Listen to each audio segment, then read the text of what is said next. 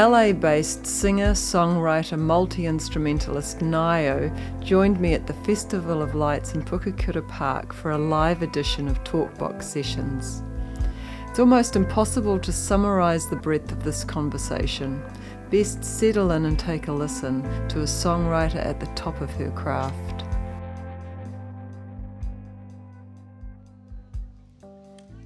Hi, beautiful. Kia ora tātou, mihi nui, mihi aroha, kia koutou e whiwhi mai tēnei pō. Nau mai, haere mai to our kōrero this evening, to our conversation this evening with this wonderful artist, Nio. I'm Juliet McLean. I do this Talkbox thing. You don't really want to hear about me. That's not true. Come on. We're cosy on this couch. So, Nio, you are a multi-instrumentalist, you're a singer, you're a songwriter.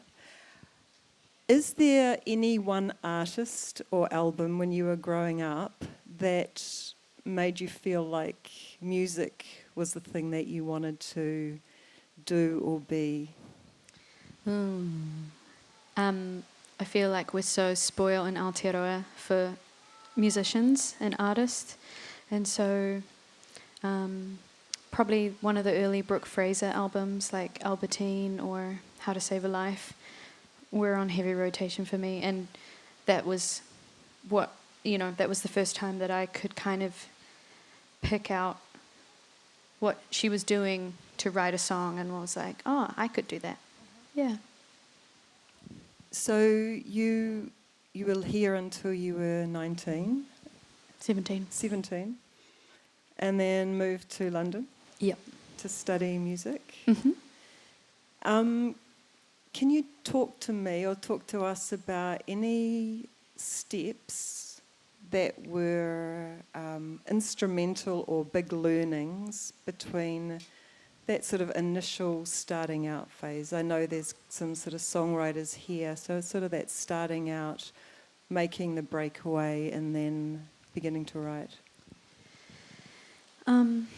Beginning to write? Or Beginning to write and just starting to move into that early career music industry space. Yeah, I think you have to get your chops up, and so quantity over quality in the beginning is pretty crucial. You just play and play and play, and I think I busked a lot, and that was really helpful because you're playing to people that don't want to listen to you, and that's the best thing you can do as a musician, because you get to deal with the rejection which happens constantly, and also you get to learn how to use your presence to draw somebody in, and then you use that on stage as well. So, and then can you tell us about any gigs, memorable early gigs over that period that might be etched into you as a sort of I remember one because there's this. I grew up in Tauranga, and I used to play at the I can't remember, like the Cornerstone pub in Tauranga a lot, and it was like, a covers gig Friday night, and there was this one woman that would always be at the very front just yelling in my face. Just if I didn't play what she wanted, it was just abuse, and she'd yell over me while I was playing, and I was like, I just got to keep going. And then I made a friend, and I went over to her house, and it was her mum. And it was the funniest thing, like walking into the house and being like, oh my God, your mum is the heckler. So I made friends with the heckler in the end. But yeah, she was very character building for sure. And my mum used to take me to play at rest homes when I was younger. And yeah, I mean, a lot of people in rest homes are so unfiltered. And you'd be playing and they'd be like, oh, this is horrible, it's out of tune, I don't want to hear it. And you just keep playing, keep going. So, yeah, resilience. Did you play a lot of covers in the rest homes? Yeah, for sure. And I think starting out playing a lot of covers is great because you get dexterous on the instrument you're playing, and you learn what chord changes you like, and like get into the head of other writers and be like, oh, that melody's really cool, and that melody with those chords sounds awesome, and stuff like that. And I think my first songs probably were just straight rip-offs of, you know, songs I'd heard, but I think that's how you kind of have to start until you morph into your own writer. Yeah, we're going to talk a little bit later about your latest album, Wildwood, which is definitely has a lot of genres, and it definitely feels like a kind of a, I don't want to say coming of age, but something that feels really significant. Can we just go back a little bit to Aotearoa, and you talked about the influence of music and musicians here.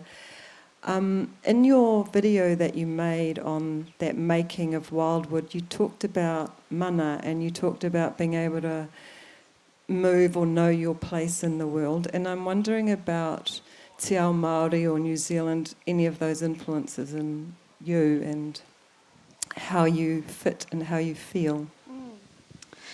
Whew. We're going in. I think it's hard.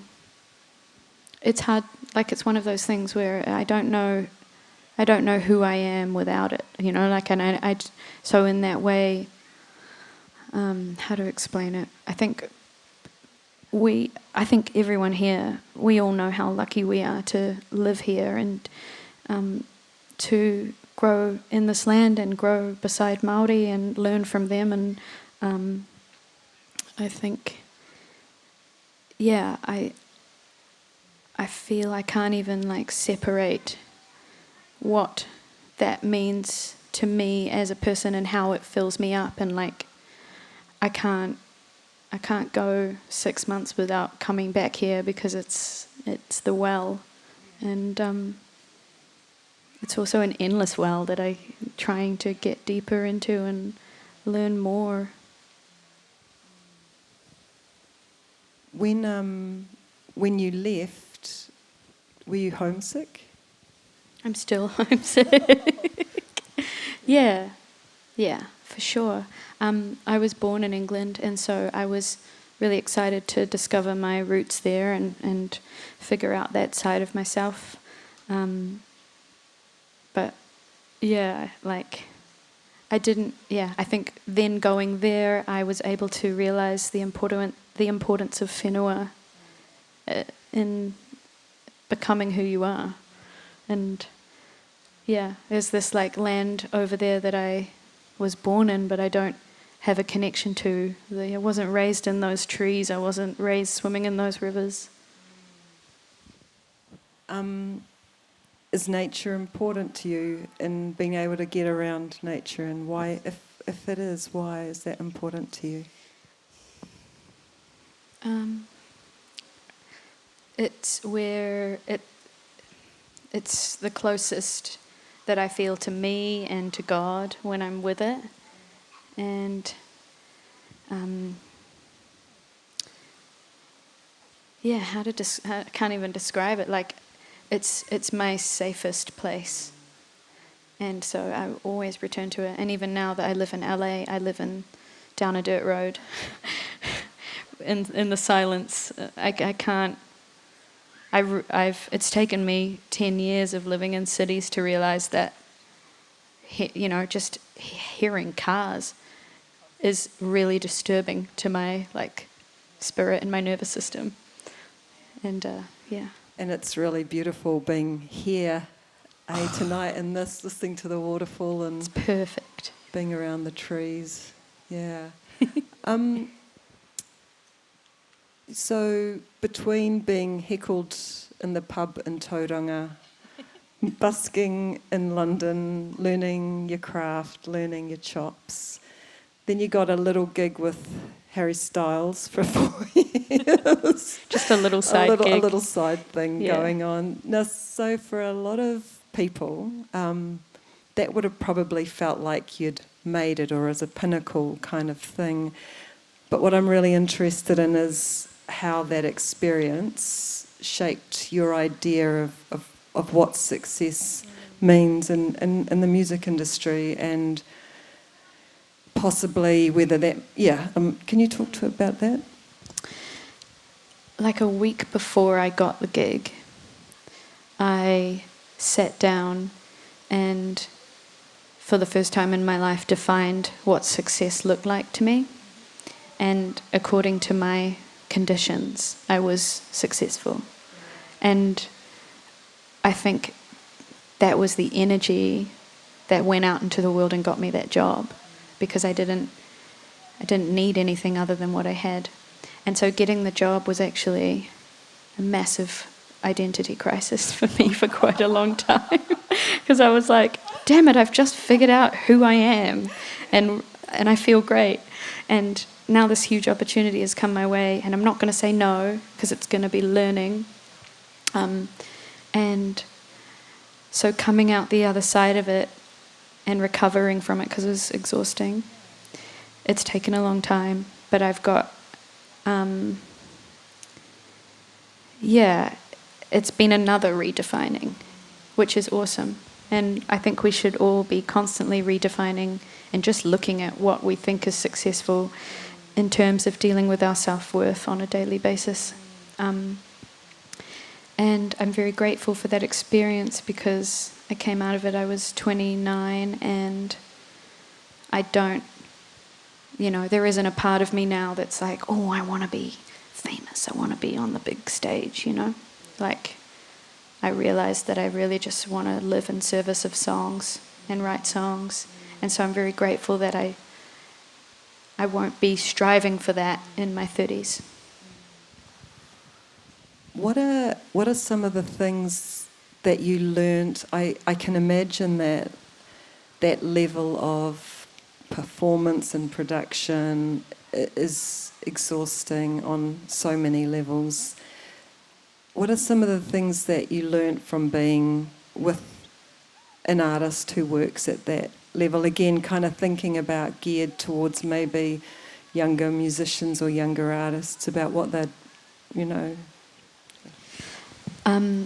Watching Harry work and seeing the dedication to looking after his voice and his body and his spirit, and that was, that's his main objective every day, making sure that the vessel is ready to do the job and the voice is ready to do the job. And the commitment to that is pretty impressive. And in so many ways it's like being a sports person. And I hadn't really thought about it that way. I'd just been like, oh, I'm just gonna drink 6 ciders and play a show and feel like shit the next day. But it's actually training and care. So we were having cups of tea before we got up here, no ciders. I can't sing on cider anymore. I burp too much. And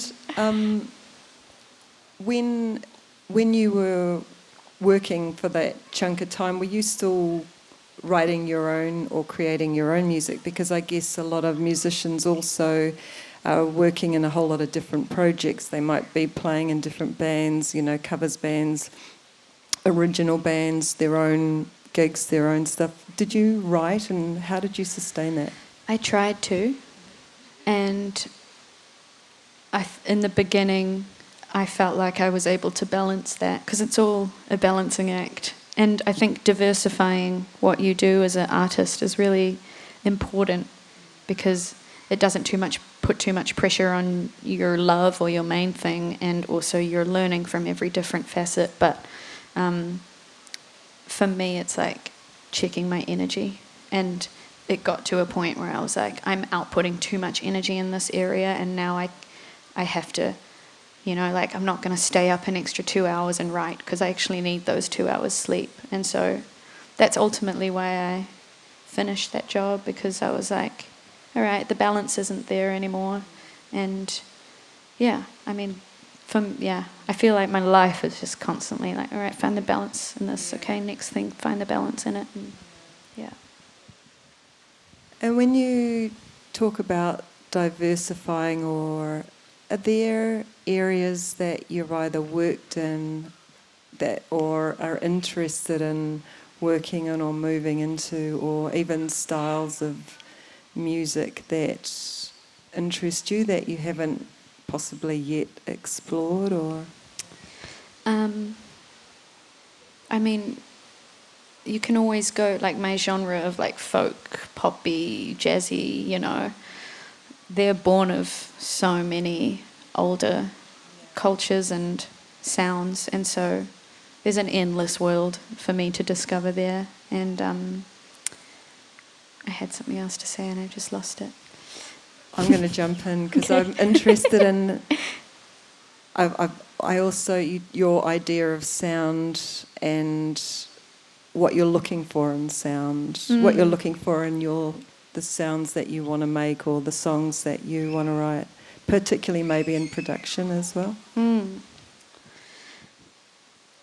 Up until this point, like I felt like my whole 20s I was working to make this album, and what I needed to make it wasn't necessarily technical ability, and in fact it was actually letting go of control, because I could, up until I was like 28, I could hear it in my voice. Every time I sung, there was like this other tone to it that was just like it was tight, and I was trying to control it, and I was frustrated that it didn't sound the way I wanted. And then I think singing every night after night with Harry, I couldn't like control it anymore, and so I had to just like relax. And yeah, since relaxing, I was like, oh, I can make that record now. I'm ready. I always think about Georgia O'Keeffe, the painter, and for so many years she only let herself paint with charcoal, black and white, before she moved into colour. And in that same way, I think I was like waiting for the feeling of, yes, you can do it and it's right. And also I really wanted to have the album produced by my friend Jonathan, and he was a stranger on the internet that I didn't even know, so that took a long time. I had to organically meet him and then become his friend. Very cunning, no? Stealthy. Yeah. And working with him, how did, because the album, and if you haven't had the opportunity to listen to this Wildwood album, the Wildwood, it's incredible. And it really is sort of sublime, uplifting, funky soul, jazz, like I said, but beautifully produced in quite a minimal-ish way, and certainly your voice at the centre, which is this incredible thread that moves throughout it. Going back to that idea of the voice and being able to relax and let go, how did that work in the recording space? We'd set up the room to record the whole band, and then I was in sort of a booth in the middle with my guitar, and the plan was that we would re-record my guitar and vocals later on, but I would play it live with the band when we were recording. And I think we did the first couple of songs, and I was just listening back and I was like, I'm not going to get better vocal takes, to be honest, more free vocal takes than this. And so we just decided to keep that rolling. And I think, it depends on how you are as a musician, but like I'm so reactive and absorbent. If I'm playing with someone, I'm leaning into their sound, and so being in the room and watching these like insane musicians play and interpret my music in their own way, I just was able to let go. And it's not perfect, and I listen back and I go, "Ooh, you could have sung that better," but I think what I gained was more important than technical perfection. The realness. I remember when you were here a while ago, I didn't go to your gig. It was at the Old Virtue upstairs, but there was this little ripple around the community of this artist, this woman who was in town, and that ripple really from my heart was like about this realness and this really, authentic's just the cringe word for me at the moment, but it certainly was like a feeling of you being you, you know, and so yeah, that and hearing the sound checks, I do stick around for Naya's gig at 9 o'clock. It's extraordinary because the voice is so true and real and beautiful. Thank you. And that's the bigger journey of any artist and any human, is to become ourselves. And so I don't wake up every day with the plan to write a song. I wake up every day with the plan to know myself better and do things for myself that I love. And I need to remember that at the moment because I've fallen off the bandwagon a bit. But yeah, okay, what is my body like? My body needs sun. I go out in the sun. I like painting horrendously bad landscapes. Go out and do that. And yeah, like the work is getting to know ourselves endlessly, and music comes out of that as a product for me, and other people it's visual art, and other people it's the sickest V8 engine you could possibly build. Which I'm hoping to move into after this album. Doing V8 engines. Yeah, I want to get into engines. Yeah, so that idea of knowing yourself, knowing what you want, creatively painting. Have you started like bad oils or bad acrylics? Bad watercolours. Bad watercolours. Yeah, I'm going to do a calendar of bad watercolours. I keep painting the same rock just throughout the seasons. Very zen. Doesn't get any better though. And with the musicians that played on the album, Mm-hmm. I know you're touring that over in LA. Are you working with those same musicians, or? If I could afford them, I would. They're got some ring-ins. Yeah. No, It's studio to live is just different too, and I think there's a bit more of a slog with live. You know, you need people that are. It's less about technical ability and more about attitude. And I feel like I found a really good group, and we played the release show, and it was so beautiful. But I'm lucky because the record was cut live. There aren't really any overdubs, and so it's easy to make it sound how it sounds on the record.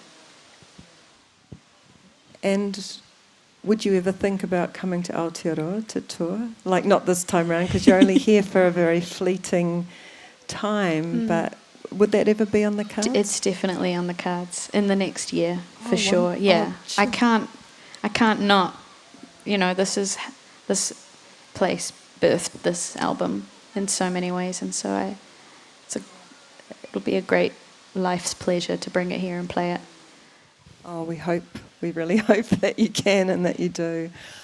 I'm just looking at the time.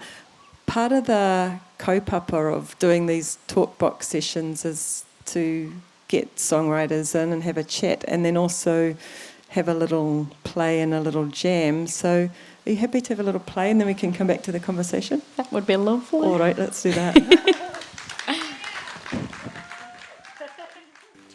3, 4.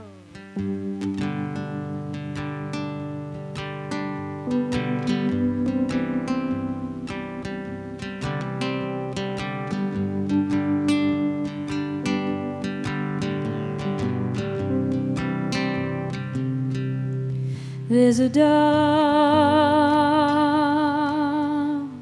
dancing with an old stream in a world where music's overflowing and hungry ground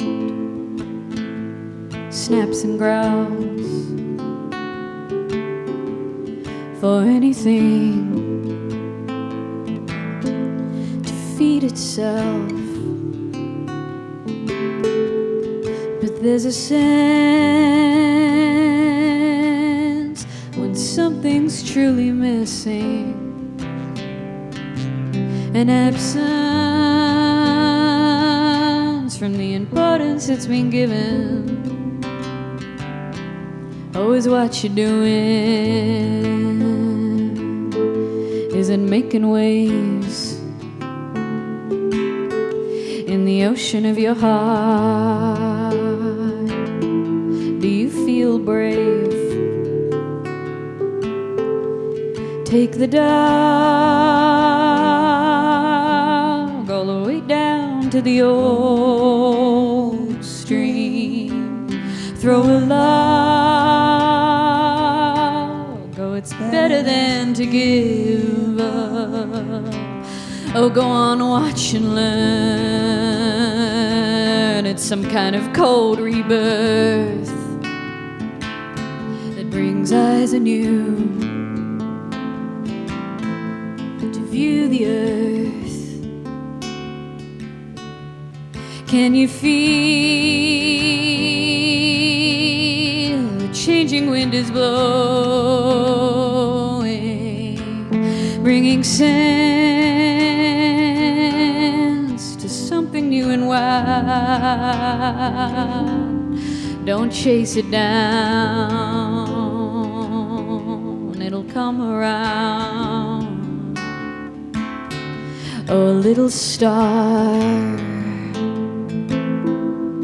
patience. Thank the dog for giving you a reason to wake up and find wonder in every day. Oh, all along it was that a river song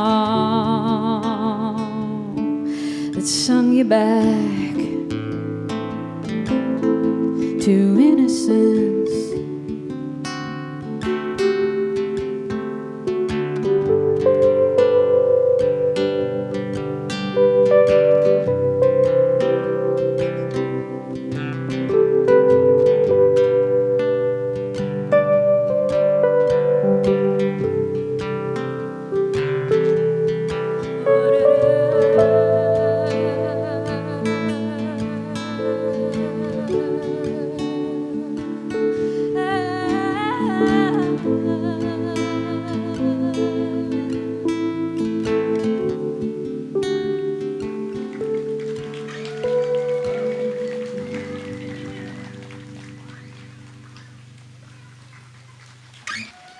Thank you.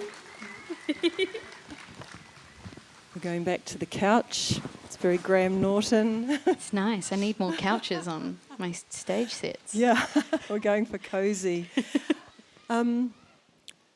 So, looking ahead, looking for balance, looking to kind of stay creative. You're going to be staying in LA because I guess it's where you've got work. Yeah. Yeah. For now. For now. Yeah. Nothing's ever. I don't know. To be honest, making this album was my only goal in my life so far, and I have no idea what happens next. I know I'm going to make more albums now that I've got one under my belt. I feel like, all right, cool, but I don't really know what the goals are, and the next few months are going to be the time of thinking and not thinking. And you know, going sort of moving into again that idea of it being, I don't want to say coming of age, but a sort of a culmination of a whole lot of stuff and a whole lot of working out and working through, and I guess what it feels like to me, finding comfort in who you are and your place. And I guess as that changes or as that grows, and that sound and that music will change as well.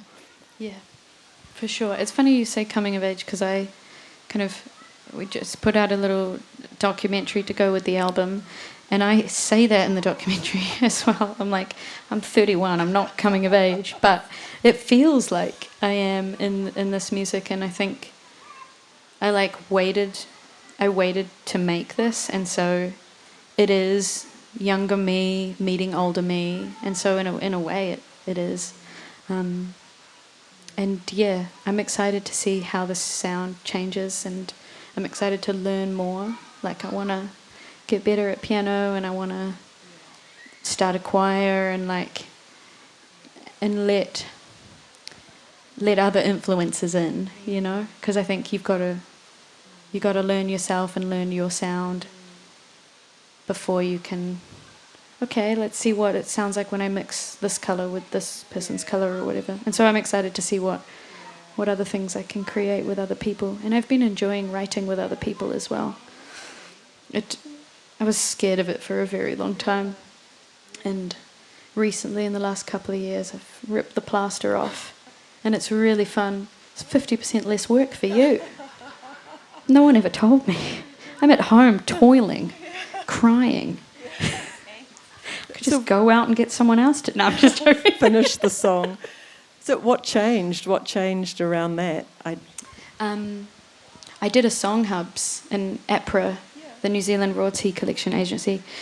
They run song hubs every year in Tamaki or wherever, and I did one, and I had a smile on my face for like 7 days straight, and I woke up every morning was like, I don't know, I haven't felt that like excited about music in a long time, and that really like lit a fire of like, oh, and I'm actually really good at this, because you're going into a room with someone, and the real work is like making them feel comfortable and making them feel safe to get out what they really need to get out. And I'm like, that's really fun for me. I'm not bad at it either. And correct me if I'm wrong, but was that with Brooke Fraser? Yeah. So your icon. Yeah. Well, that's what inspired me to apply for it, because I saw that she was running it, and I was like, wow, that would be pretty cool, full circle moment. And it really was. And we wrote Aperture, the first song off the record, together. So, yeah. Yeah. It's almost my favourite child on that record. Me too. Yeah, but we're going to do one last song and then we'll sign it off. Thank you.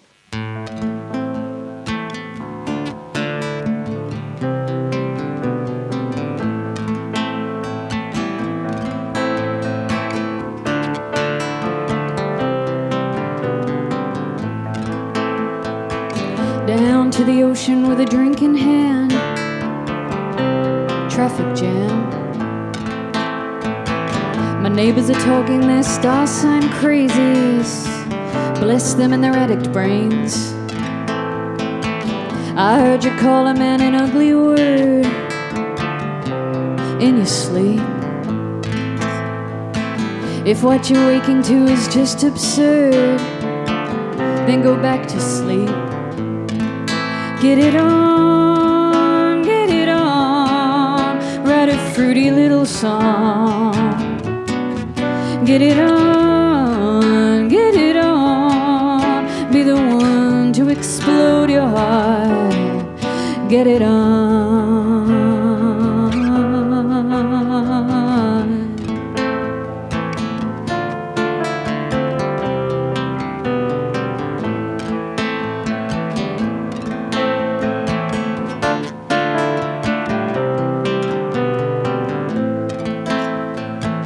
That might take us down to Juicetown, baby, the mango on the couch.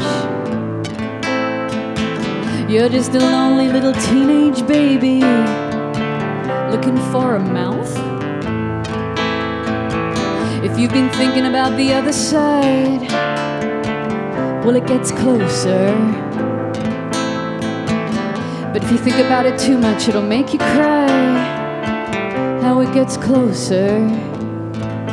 Get it on, write a fruity little song. Get it on, be the one to explode your heart. Get it on.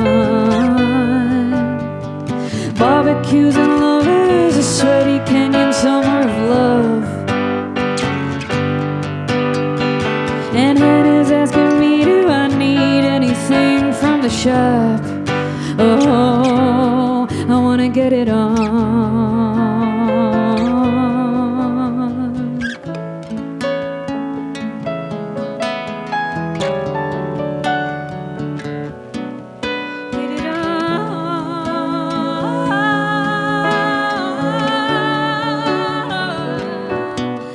Get it on, get it on, write a fruity little song. Get it on, I'll be the one to explode your heart. Get it on, get it on, get it on, get it on, get it on.